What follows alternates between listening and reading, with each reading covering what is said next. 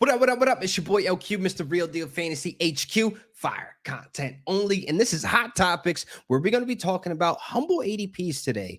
A player's ADP that was risen to the top of the mountains, so high to the stars, and it came crashing down and burned a lot of fantasy managers. But now that their ADP is humbled and affordable and flexible, we can acquire these players for a cheaper price, which makes me back in on Cam Akers. Might have burned through the first half of the season or majority of the season where he simply didn't play or he was just playing bad. But we are back in. Now, Cam Akers finished the season very strong. Since week 13, he was running back 6, 19 fantasy points per game, 18 touches per game, 87.5 yards per game, and 6 touchdowns. Now, there was some speculation going on that the running backs coach, Rashad Samples, had part in why Cam Akers wasn't producing the first half of the season, but since they parted ways, it looks like Cam Akers decided to turn up and finish the season strong. The offense took a completely different turn in passing percentage versus the running percentage of plays, which is great. Those last couple of games, they averaged 130 yards per game on the ground, people. That is exciting to see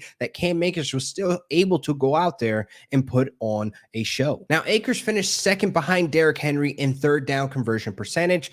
Why is that important? That makes him a reliable third down back and an all-around back where you have new offensive coordinator Mike LaFleur coming from the Jets that he can work with Cam Akers and get him involved in the offense as much as we've seen the Jets running backs get involved. Now, the Jets were ranked 5th in running back targets per game last season. Mike LaFleur is definitely going to come in and put his input into this offense, put his little spice, his little swagger into it, because we all know it's Sean McVay's offense, but he's definitely hiring Mike LaFleur to get these running backs more involved. Now, you're probably thinking, hey, maybe the Rams draft a running back again. Maybe these targets, these PPR targets will go to Kyren Williams, which is fine. I am just hopeful going into this next season, we'll see a better output of the Rams running back room completely. So my hope is that Mike LaFleur can get this running back room involved. And we've seen games where we've seen Breece Hall have 11 targets for 6 catches, or even Michael Carter have 9 targets for 7 catches.